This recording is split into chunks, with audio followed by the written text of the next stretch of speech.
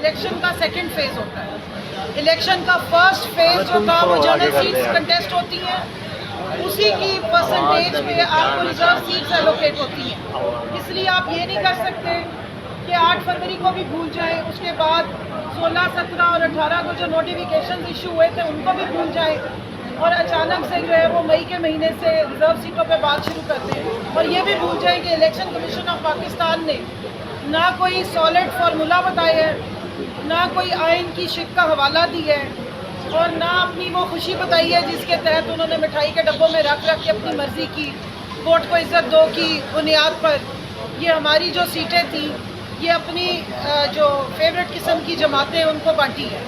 वो परसेंटेज क्या है, वो जब अंदर सवाल होता है प्रोपोर्शन ऑफ रिप्रेजेंटेशन, तो फिर इलेक्शन कमीशन के वकील की रेस्क्यू के लिए भी आया जाता है, लेकिन फिर वो आगे से ये बयान देते हैं कि बाद में सवाल का जवाब।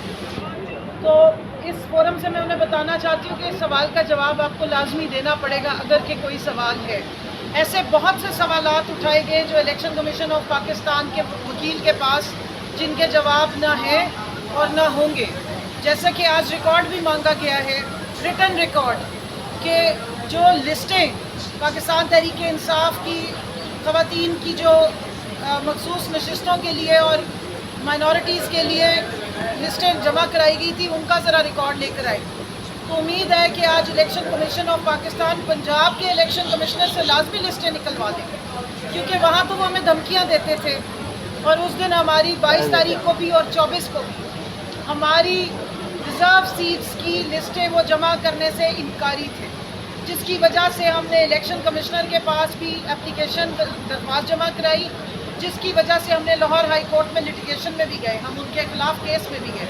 तो आप यहाँ से अंदाज़ा लगा लीजिए कि पहले से इन्होंने तैयारी की हुई थी। इलेक्शन कमीशन ऑफ पाकिस्तान जो पाकिस्तान का एक कॉन्स्टिट्यूशनल इदारा है जिसको एक न्यूट्रल तरीके से काम करना होता है, उसकी बजाय election commission of Pakistan party बन गया चंद जमातों की।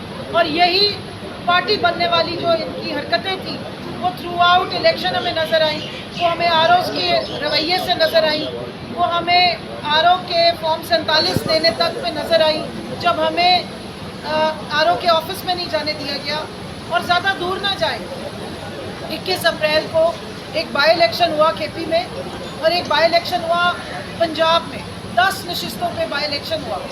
उसके कुछ 2 दिन के बाद तैमूर मलिक साहब ने मुल्तान में इलेक्शन लड़ा।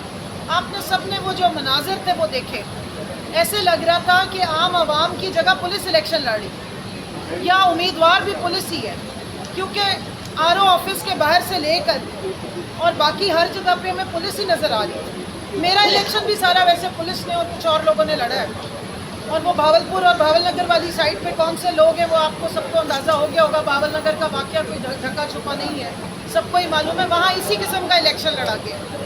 तो अब मज़ीद आवाम की बददुआएं ना समेटे, पुलिस को भी मैं कहूँगी बस कर दें। आपको इलेक्शन कमीशन की आलाकारी करने का सिर्फ 8 फरवरी को कहा गया था, आप तो पक्का ही उनके सहूलतकार बन गए। कोई आवाम पे भी तवज्जो दें, अपने ओथ के साथ भी कोई जस्टिफिकेशन करें। जो आपने आवाम की खिदमत, उनके माल और इज़्ज़त की हिफाजत की कस्में खाई थी, फिर ये वर्दियाँ अपने सीनों पे सजाई थी, थोड़ा सा उस तरफ भी कोई तवज्जो।